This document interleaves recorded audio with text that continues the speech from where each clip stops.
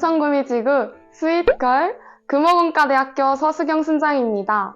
오늘은 달콤한 화이트데이입니다.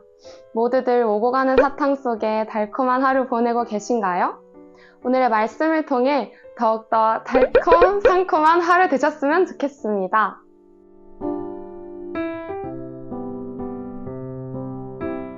예수님은 요단강에서 세례를 받으신 후 광야에서 40일간 마귀에게 시험을 받으시고 갈릴리로 돌아오십니다. 성령의 능력으로 행하시는 예수님의 가르침은 여러 회당에서 많은 사람들에게 칭송을 받게 됩니다. 그 후 고향인 나사렛에 이르러 안식일에 회당에 들어가셔서 사람들을 가르치십니다. 이사야의 말씀 속 예언을 가지고 회당에 모인 사람들을 향해 이 글이 오늘 너의 귀에 응하였느니라 하시며 구약의 예언 속 메시아가 바로 예수님 자신이라고 말씀하셨습니다. 사람들은 그분의 가르침을 받고 놀랍게 여기며 기이했습니다. 왜냐하면 고향 사람들은 예수님이 어린 시절부터 커오는 모든 과정들을 다 알고 있었기 때문입니다. 그 사람들의 눈에는 그저 동네에서 평범하게 자라온 30밖에 되지 않은 젊은 예수라는 청년이 구약에서부터 예언되어져 온 메시아라고 말하고 있었기 때문입니다. 그래서 사람들은 그가 메시아인 증거를 보이라고 요구합니다. 그러자 예수님은 선지자가 고향에서는 환영을 받지 못한다는 말씀을 하시며 과거 선지자들의 이야기를 통해 말씀하십니다. 엘리야 시대에 3년 반 동안 흉년이 들었을 때 엘리야가 찾은 사람은 이스라엘 사람이 아닌 이방 시돈 땅의 사렙다 과부 한 사람이었고 엘리사 시대에도 수많은 나병 환자들이 있었지만 엘리사가 나병을 고친 한 사람은 이방 수리아 사람 나아만 한 사람뿐이었다는 것입니다. 예수님은 증거를 보이라는 사람들의 요구에 응하지 않으셨습니다.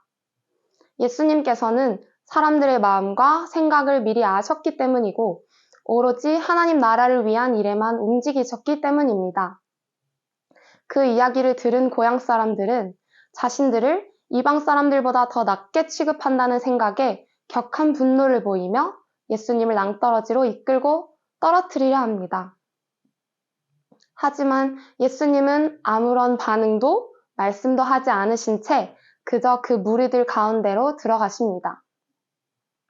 저는 이 본문을 보고 복음을 전하며 적대적인 반응을 마주할 때 어떤 태도로 나아가야 하는지를 생각해 보았습니다. 예수님께서는 고향 나사렛 땅에서 예수님 자신이 하나님의 아들이라는 사실을 전할 때 증명해 보이라는 비아냥거림과 생명의 위협 가운데 있으셨습니다. 하지만 그 모든 상황 가운데서 아무런 말씀도 하지 않으신 채 흔들리지 않으셨습니다. 저는 그것이 정말 대단하다고 생각되었습니다. 저는 크게 흔들림 없는 의연한 성격을 타고났습니다. 그런데도 복음을 전하는 순간이나 전도를 하러 나가는 순간이 다가오면 사람들의 행동이나 말, 작은 표정 하나에도 흔들리는 제 자신을 보게 되었습니다. 무디고 의연한 성격을 가졌음에도 불구하고 저는 내가 사람들에게 예수님 이야기를 하면 사람들은 이렇게 반응할 것 같아. 나에게 이런 말들을 하겠지? 라는 생각이 들어 위축되곤 했습니다. 지난 겨울 단기 선교 기간에도 저는 전단지 전도를 하면서 다른 국적의 사람들이고 나를 전혀 알지 못하는 사람들에게 그들 앞에서 나는 무엇이든지 할 수 있어 라고 생각했지만 막상 현장에 나가게 되니 너무도 소극적으로 변해버린 제 모습을 볼 수 있었습니다. 그렇게 그 생각에 잠식되어 길거리에 지나다니는 사람들을 바라보며 그저 멍하게 서 있던 시간들이 많았습니다.